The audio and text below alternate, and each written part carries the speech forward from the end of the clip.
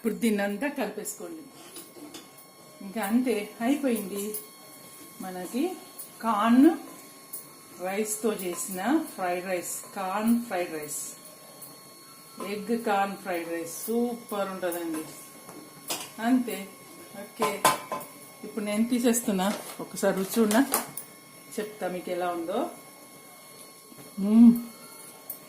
Super అండి, అదిరిపోతుంది. చిన్న పిల్లలు కూడా మంచి తినొచ్చు, చాలా ఇష్టంగా తింటారు. కార్న్ ఉంటే ఎవరికైనా ఇష్టపడతారు.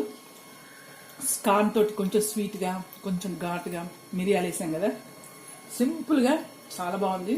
మార్నింగ్ చేసుకోవచ్చు, నైట్లో కానీ లంచ్ కానీ ఎప్పుడైనా చేసుకోవచ్చు అండి. ఇది రైస్ ఉంటే సరిపోతుంది, ఒక కార్న్ ఉంటే సరిపోతుంది. ఓకే అండి, మరి నేను స్టవ్ బంద్ చేస్తున్నాను. ఈ రెసిపీ నచ్చిందా? నచ్చితే లైక్